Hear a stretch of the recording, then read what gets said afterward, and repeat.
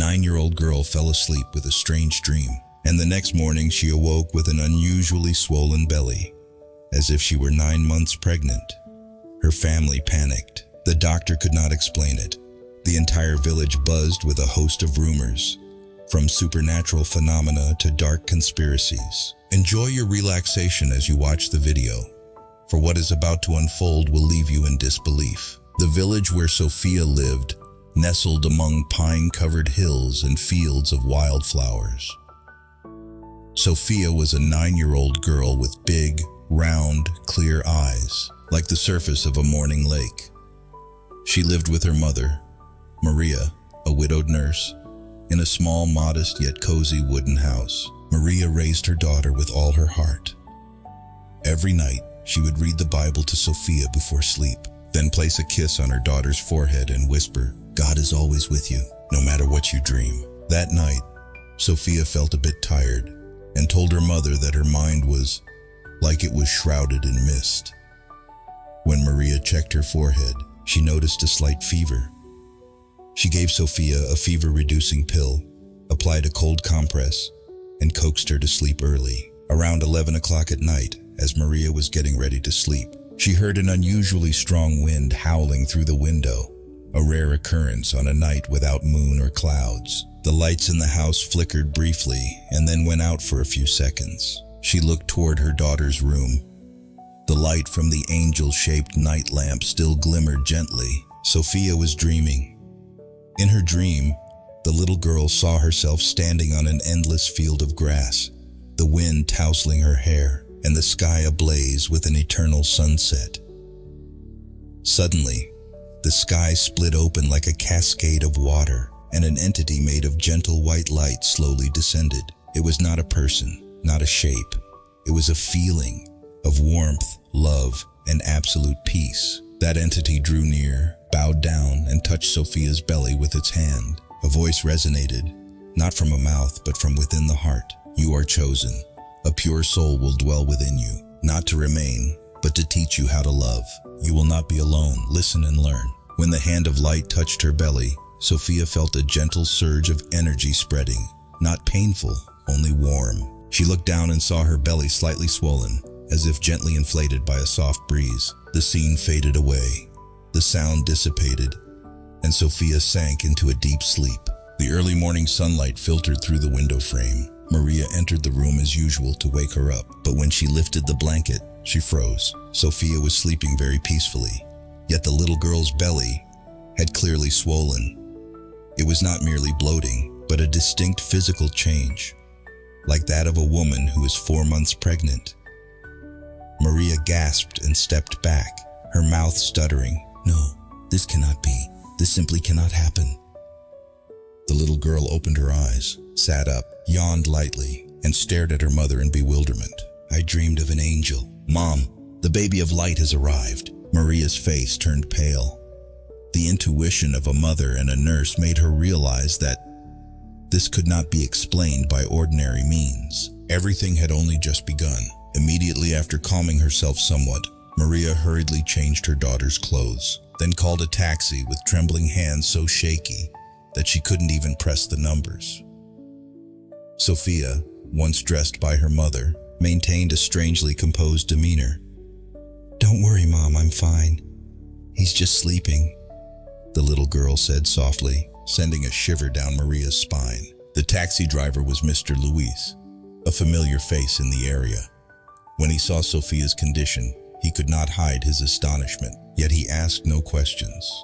On the way to the hospital, Maria gripped her daughter's hand tightly, not daring to take her eyes off the inexplicably protruding belly. She did not know what was happening, only that it was beyond all the medical knowledge she possessed. At the hospital, Dr. Susan, Maria's old friend and a veteran obstetrics specialist, examined Sophia directly. She immediately ordered an ultrasound and a complete series of tests. The entire medical team worked in an atmosphere of extreme tension. After nearly 2 hours, Susan returned to the waiting room holding a file, her eyes filled with doubt. "Maria, there is no sign of abuse. The hymen is intact. Pregnancy hormones have not increased, but the uterus contains a round mass. The ultrasound did not reveal a fetus.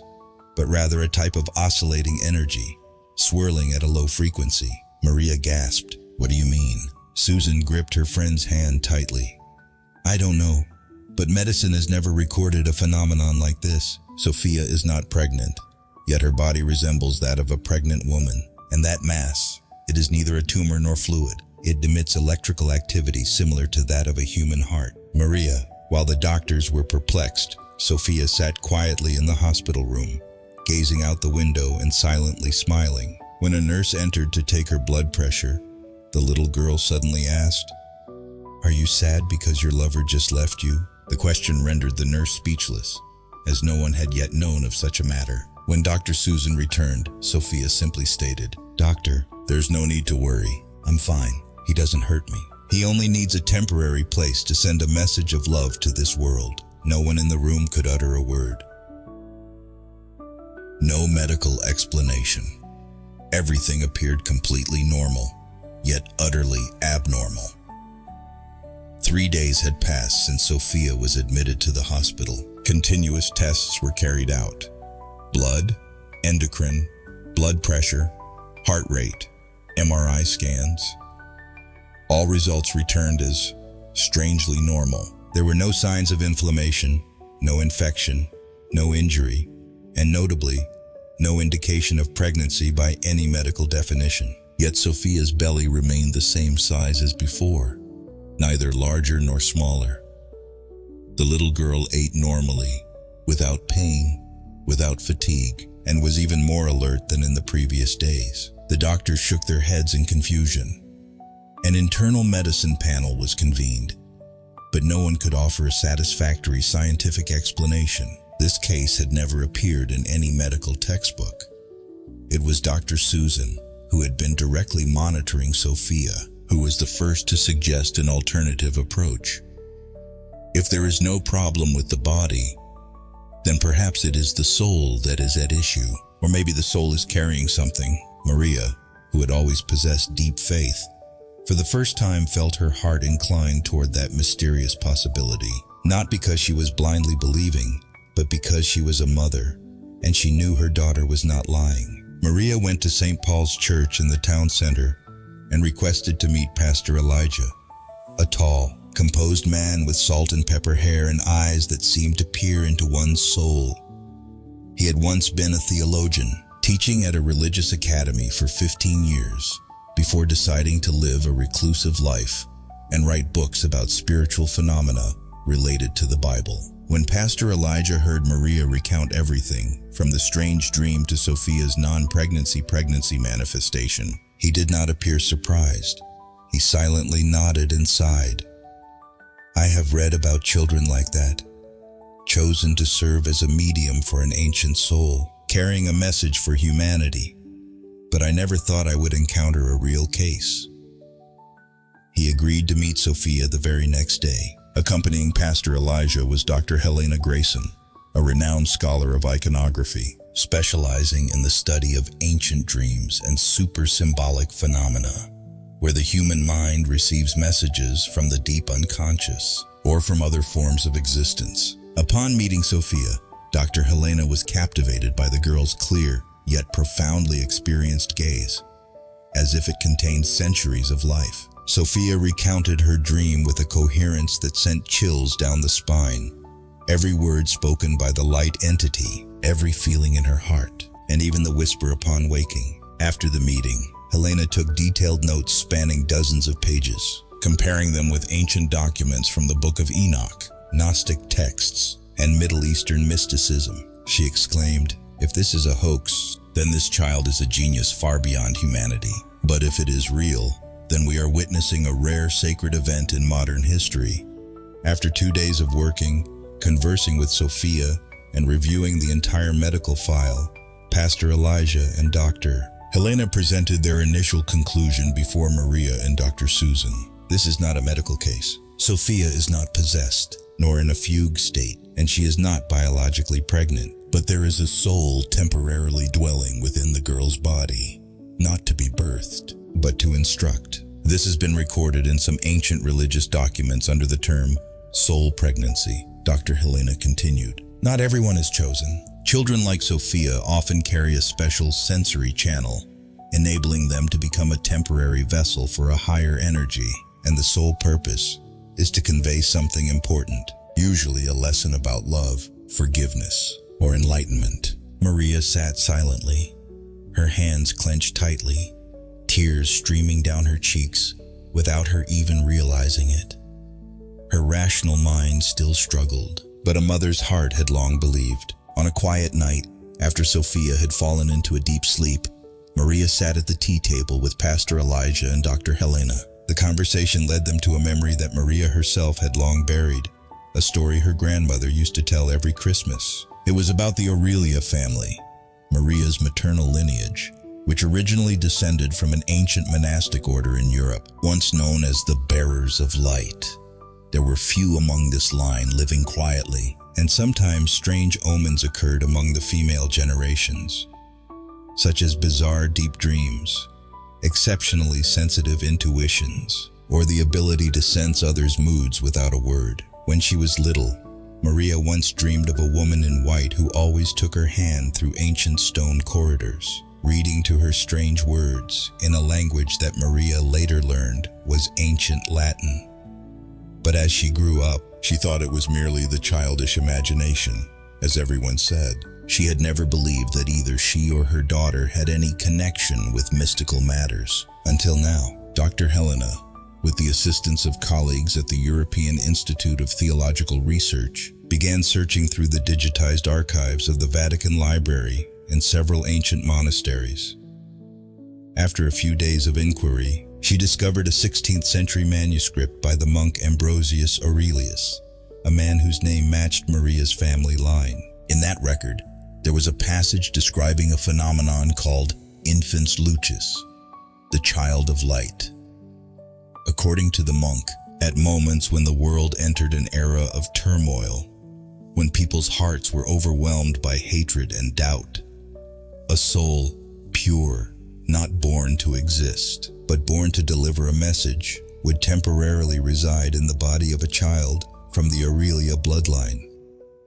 That child did not need to be pregnant in a biological sense, but the body would change to accommodate the soul. And throughout the time that soul resided, the child would learn something profoundly deep, something that could not be understood unless one truly felt with one's own soul. Helena fell silent upon reading the final lines of the manuscript. When the child of light departs, it leaves behind not a form, but a wisdom and a heart vast enough to embrace the world. After reviewing all the documents, Pastor Elijah sat in deep contemplation for a long while.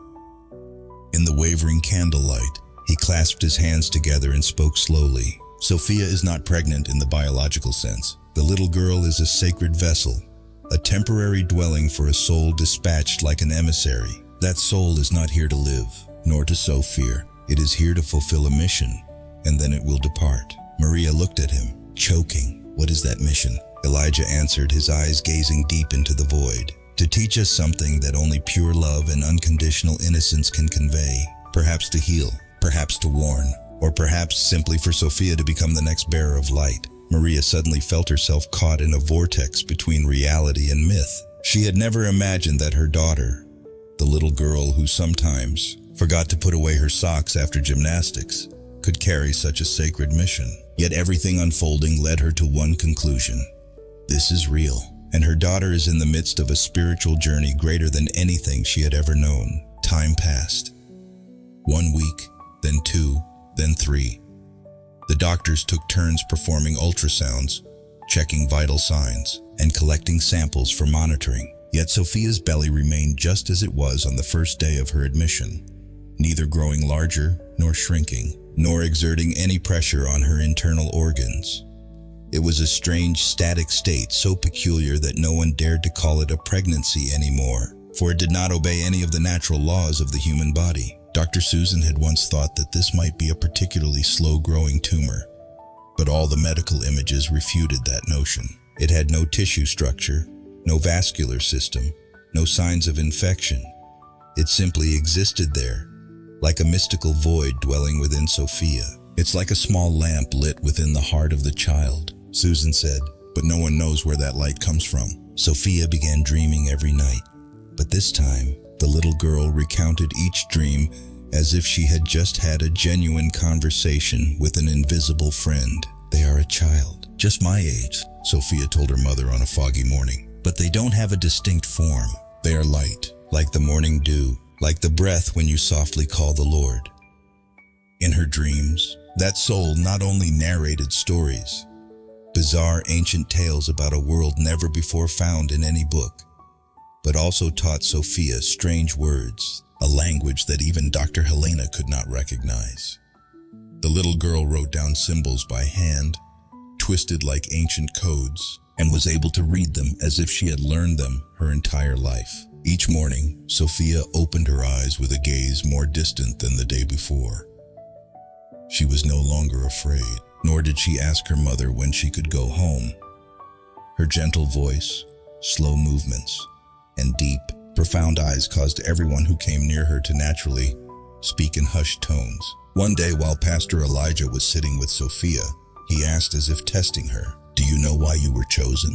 Sophia tilted her head and smiled. "Because there are things that people refuse to learn unless they are taught with love. They come to teach you first, and then you will pass it on to others." From a clever, lively child, Sophia transformed into a gentle and composed being.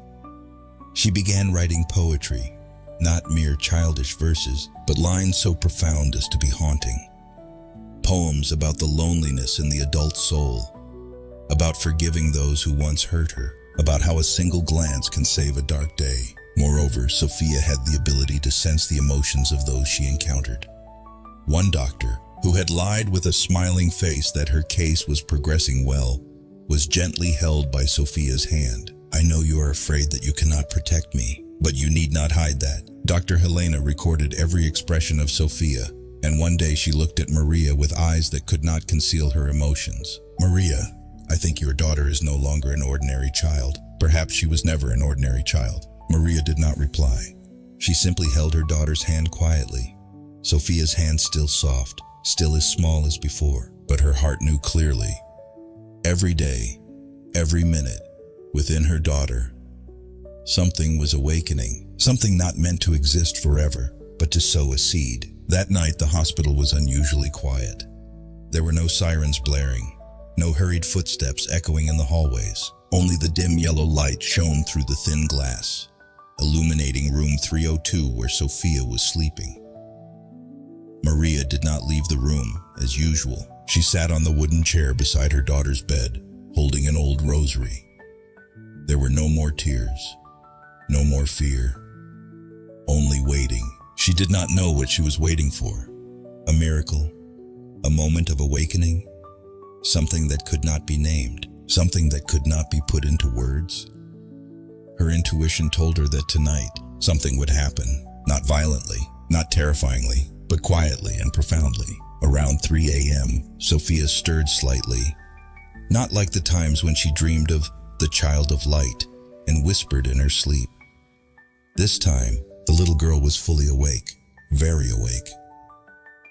Her eyes opened wide, clear as a morning lake, sparkling with starlight, not from the sky, but from within. The little girl sat up, not in haste, not in panic, as if she had just returned from a long journey. Maria sat up too. "What's wrong? Sophia? Are you tired? Is something wrong?" Sophia looked at her mother and smiled. A smile not that of an ordinary child.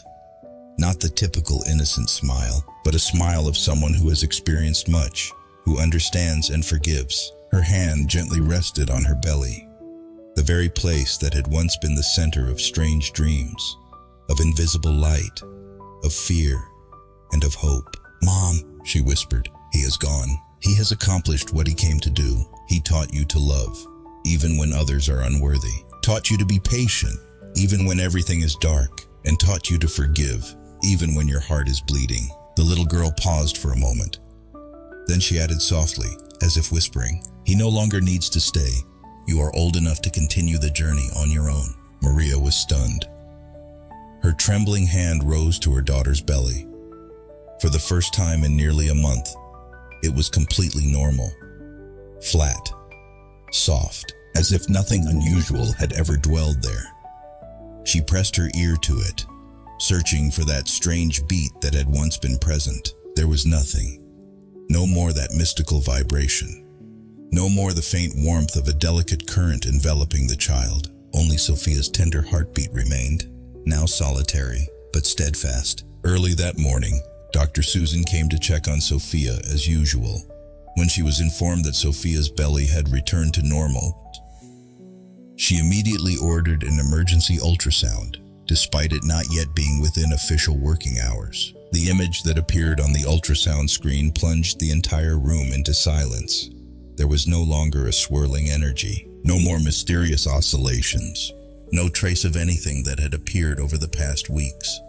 The uterus was clean, normal, as if nothing unusual had ever resided there. Susan said nothing. She just stood there for a long time, holding the printed results, her eyes fixed on the screen. Then she turned away, leaving the room, walking into the long, silent corridor, where the early light gradually filled the window frame. She leaned against the wall, removed her glasses, and cried. Not out of fear, not out of pain, but because she had just witnessed something in her entire career as a doctor that she had never believed could be real. This is not recovery, she whispered to herself. This is the farewell. When Dr. Susan returned to the room, Sophia had changed her clothes. The little girl was sitting on the windowsill, with the early light illuminating her soft hair. Maria was gently combing her hair, her delicate movements as if she were afraid to shatter something so fragile. Sophia turned her head, squinted, and smiled at Dr. Susan. Doctor, don't be sad. Not every question needs an answer. Some things we only need to remember and live by. Susan nodded, choked with emotion. In her heart, for the first time, science was no longer the sole foundation. She had witnessed a miracle, not because it defied science, but because it transcended science. That day, no great bells tolled, no press releases emerged, no images went viral. But in that small room, 3 people, a mother, a 9-year-old girl, and a doctor who once did not believe in miracles, shared silently one truth. They had just witnessed a soul come and go, with love. News of the 9-year-old girl who became pregnant in a dream, without intercourse and leaving no trace, was no longer just an offhand rumor within the small hospital. Just a few days after Sophia returned home, social media exploded. No one knew exactly where the leaked information originated, but a screenshot of the strange ultrasound had been posted on an internal medical forum, accompanied by the headline, "An Unexplainable Case." What are we witnessing here? From that moment, the news spread like an invisible explosion. Online news sites, YouTube channels analyzing spiritual phenomena, mysterious science podcasts, all jumped in. People began calling the little girl the child pregnant with light, the spiritual phenomenon of the century, or worse, a hospital publicity stunt. Headlines began appearing continuously. Angel or forgery? Sophia and the challenge to modern medicine. Mother fabricating tales? Chilling theories behind the spiritual pregnancy. Miracle unveiled? Or a meticulously orchestrated drama? Meanwhile, religious forums erupted in fierce debate. Some devotees were convinced this was a sign of a new era, a time of spiritual awakening before the impending darkness of modernity. Others, even among the clergy, were cautious, arguing that any phenomenon defying the natural order must be thoroughly scrutinized. For those who impersonate light are the most dangerous shadows. The world began speaking of Sophia in tones that were no longer gentle. Whispers carried dual masks, one of veneration and one of skepticism, a thirst for miracles mixed with a hunger for the cold truth. They were not seeking the sacred, they were seeking an explanation or a dramatic unmasking. The media swarmed the hospital. Reporters set up camp outside the building where Sophia once lived. Emails, messages, and phone calls rang incessantly. Offers for interviews, sponsorships, invitations to national spiritual talk shows, and more. Some even quoted 6-figure sums for an exclusive interview. Maria did not answer anyone. Quietly, She packed her belongings and left with her daughter from their old apartment on a stormy, torrential night. They moved to a distant town where no one knew her daughter's name. No one knew who they were. "I don't need the whole world to know my child is special," she said in a brief conversation with Dr. Susan. "I just need my child to live normally, to eat vanilla ice cream, to run in the sunshine, and not to pay the price for things she did not choose." Maria understood one simple truth that the world often forgets. The more sacred something is, the easier it is to be torn apart by the spotlight. She did not want Sophia to become a symbol. She wanted her child to simply be a person. And in that silent choice, Maria did the most extraordinary thing. She protected the sacred through silence. Meanwhile, in a small room of the old hospital, three individuals, representing three worlds that seemed never to meet, sat together. Dr. Susan, the one with a heart rooted in science, yet moved by the inexplicable. Pastor Elijah, a man who had lived his whole life in faith, yet kept a cautious heart toward the mystical. Dr. Helena, the iconography scholar, who had uncovered hundreds of hidden codes in human culture, yet had never encountered a case as vivid as Sophia's. They decided to sign a memorandum, not to be released to the public, not to serve as evidence, but as an unspoken covenant among those who had witnessed the miracle and chose to preserve it. "We confirm, the girl Sophia experienced a phenomenon that is non-biological, non-pathological, and non-illusory. A high-level spiritual phenomenon where a soul temporarily resides with the purpose of conveying a message. No harm, no abuse, no deception. Only one lesson that transcends all concepts: love and presence." They sent that memorandum to the only two places, an interfaith research center in Europe and the Vatican, where things not yet meant to be understood are kept. None of them expected the world to believe.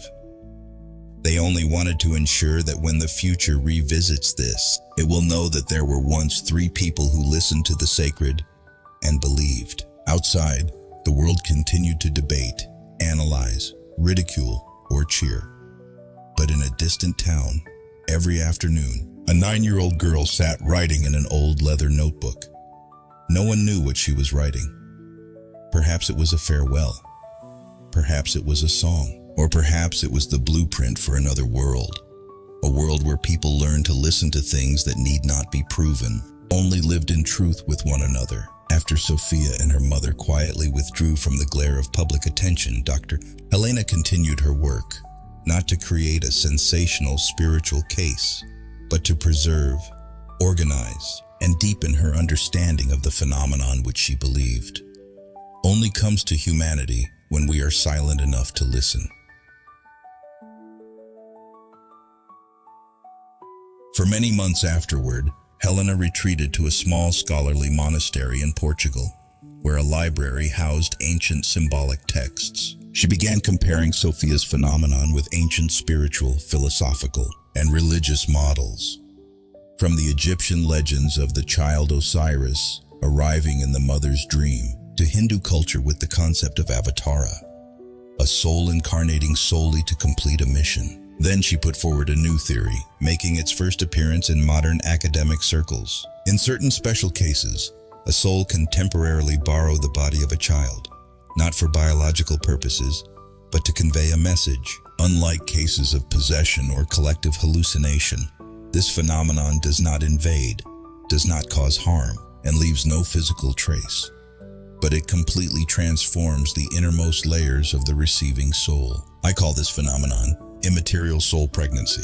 In her in-depth article sent to the academic community, Helena described the process as a temporary compatibility between a higher energetic layer and the pristine shell of a child's soul, a state in which pure souls can choose to manifest in order to sow the seeds of awakening. Soon after, non-governmental research institutes specializing in parapsychology, applied spirituality, and interdisciplinary psychiatry in Europe, India, and the United States began independent investigations. A few reputable centers such as the Rhine Research Center and the Kessler Parapsychology Unit officially classified Sophia's case as an episode of intuitive soul contact. a rare phenomenon among unexplained cases that exists at the crossroads of theology, psychoanalysis, and parapsychology. Although no one has yet dared to declare Helena's theory absolutely correct, for the first time in modern history, a concept once dismissed as mere superstition was seriously examined in academic discourse. A private symposium in Prague gathered more than 20 researchers from diverse fields, medicine, theology, philosophy, and depth psychology, to discuss the case of Sophia, and many referred to it as the final frontier of modern science, a realm where the language of machines is no longer capable of articulating the soul of life. One French scholar concluded at the symposium, Sophia may be the first case, or maybe not, but surely she is the first case that compels us to pause and ask, what is truly real? For his part, Pastor Elijah did not write a report. He wrote a book, but it was not an objective account. It was a diary of faith, in which he recorded every encounter with Sophia, every dream the girl recounted, every word that made him, a man who had preached the Bible for over 30 years, feel that he needed to relearn how to believe. The book was titled, She Came to Teach Us to Love. In it, Elijah recounted the story not as a miracle, but as a lesson.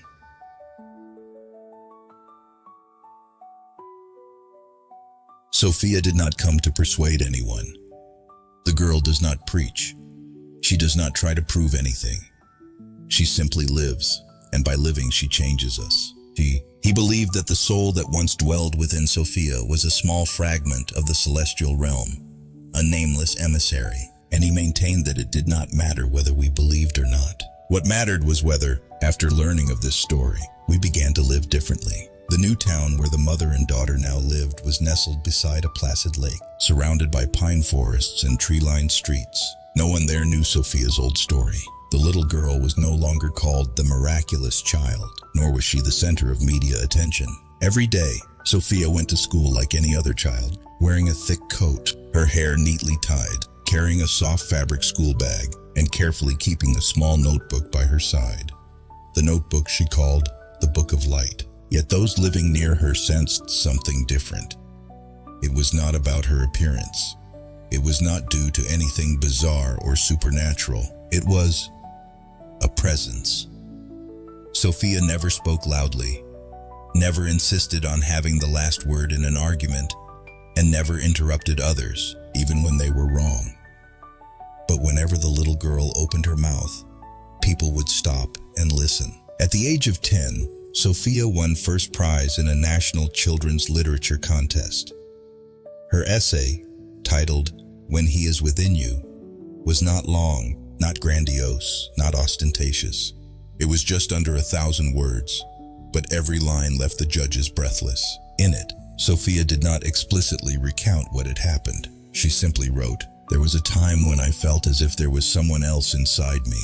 That person did not speak, only whispered. That person did not live, only was present. That person did not remain, but left behind love." The essay concluded with a quote reproduced on the cover of a national children's culture magazine. "If one day you vanish from this world, may you leave behind a spark of light in someone, just as he left in me." None of the organizers knew the whole story, but everyone who read the essay understood that Sophia did not write like an ordinary child. She wrote like a soul who had journeyed far and had just returned. After school, Sophia often asked her mother if they could visit the small town hospital, not to seek treatment, but to be with other children. Terminally ill pediatric patients, children suffering from severe psychological trauma, those who had been mute for months, suddenly, after Sophia's arrival, would start to speak. The little girl did nothing extraordinary. She simply sat beside them, held their hands, shared a short story, or just sat in silence. Yet in that quiet, something overflowed, a wordless comfort, as if Sophia had understood the pain of those children before they even realized they were hurting. A young nurse once recalled that on a rainy afternoon, she saw Sophia sitting next to a dying child, a mute 8-year-old who had not spoken for 6 months. The little girl just placed her hand on his and softly said, "He is still inside you. He knows you are afraid, but he is not afraid. So if you wish, You can borrow a little of his light. Just a little." The boy did not answer. But the next day, for the first time, he softly called his mother, "Mom." That was also the last time he spoke before departing peacefully. The boy's mother embraced Sophia without words. The little girl did not cry. She only smiled. A smile of someone accustomed to farewells, who understood that sometimes light comes only to see someone off completely. Maria spoke less than before. She no longer tried to hide the past, but she did not recount it either. When asked, she would simply smile and say, "My child is special." Yet on one occasion, during a small parent meeting, she stood up and said, "I no longer have the Sophia I once knew. The girl who was once my daughter is now a part of this world, not because she is different, but because she has learned to live in a way that many adults have never learned, to live without needing to be understood, only to be loved." People said that Maria had changed, more reserved, yet brighter, as if she too carried the light of the soul that had once dwelled in her daughter. Sophia continued to live, not needing to be recorded in history books, not needing to have statues erected, but wherever she went, be it a classroom corner, a hospital corridor, or a small market stall, people remembered her as a gentle light, not dazzling, not overwhelming, but enough to make someone on a dark day look up and exhale softly. Sophia's story does not demand that you believe. It does not force you to choose between science and spirituality, between evidence and intuition. It simply invites you to sit down, be silent for a minute, and ask yourself, do the most precious things in life truly need to be proven? Or is it enough for them to be felt with the heart? In a world filled with noise, where people rush through cold logic and hasty answers, Sophia reminds us of one simple truth: love is the most sacred language, and sometimes it is the only language we need to learn. Maria did not fully understand what had happened. She was not a theologian, not the finest doctor either, but she was a mother, and the only thing she chose to do was to trust, love, and protect her daughter with all her heart. She was not afraid when the irrational occurred. She did not try to impose logic on a sacred phenomenon. She simply held her daughter's hand, embraced her, and stood by her like a steadfast wall between her and a judgmental world. And sometimes it is that unconditional love, not divine, just deeply human, that is the greatest miracle of all.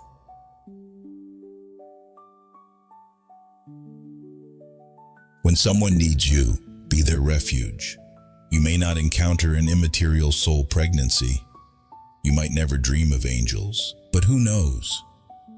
Perhaps you have sat beside someone who is afraid of being themselves, afraid because they are different from the majority, because they dream strange dreams, because they feel what others cannot feel. If you know someone like that, a child who dreams of the extraordinary, an adult carrying an invisible fear, a soul lost amidst the noise of the world, don't be too quick to dismiss them.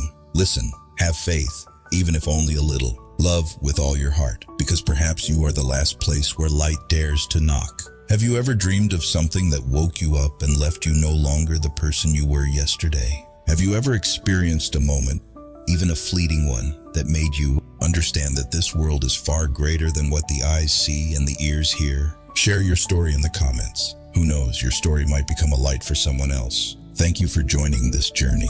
If your heart has stirred even slightly upon reading these words, don't forget to share that light with others. Because as Sophia once wrote, if one day you vanish from this world, may you leave behind a spark of light in someone, just as he left in me.